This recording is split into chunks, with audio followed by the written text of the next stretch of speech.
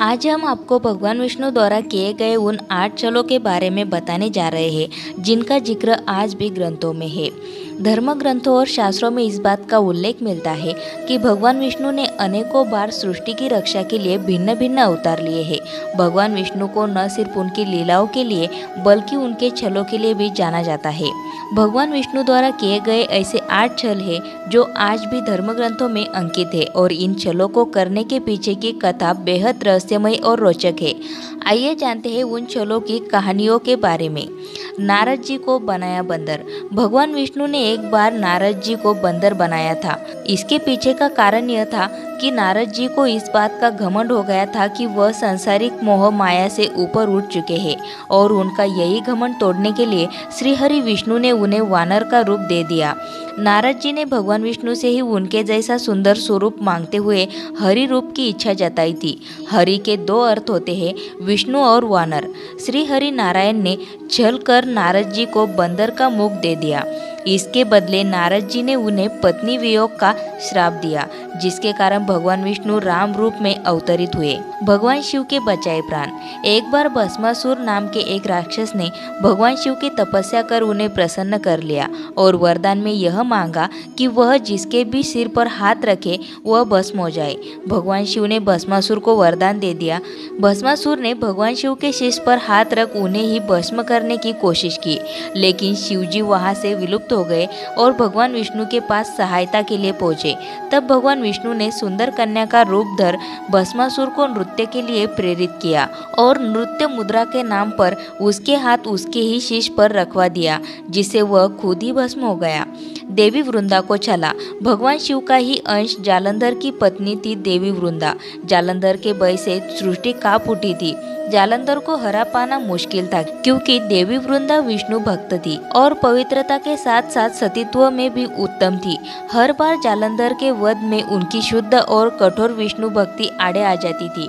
जब भगवान विष्णु के पास सभी देवता सहायता के लिए पहुंचे तो उन्होंने जालंधर का भेष धर देवी वृंदा के साथ पत्नी धर्म की पूजा में हिस्सा लिया। पूजा भंग हो गई क्योंकि पति के स्थान पर जालंधर के बजाय भगवान विष्णु थे और जालंधर की सारी शक्तियां क्षीण हो गई, जिसके बाद उसका अंत महादेव ने किया। असुरों से की अमृत रक्षा। समुद्र मंथन के दौरान जब अमृत कलश बाहर आया तो असुरों ने देवताओं से कलश छीन लिया था। तब भगवान विष्णु ने मोहिनी रूप धर असुरों से अमृत कलश की रक्षा की और देवताओं को अमृत पान कराया था। शुक्राचार्य को सबक सिखाया। जब वामन अवतार में भगवान विष्णु राजा बलि से 3 पग भूमि मांगने गए थे, तब शुक्राचार्य ने भगवान विष्णु को पहचान लिया था और उनकी मंशा भी भाप ली थी, जिसके बाद उन्होंने राजा बलि को दान देने से रोकने के लिए चाल चली और कमंडल में जा बैठे।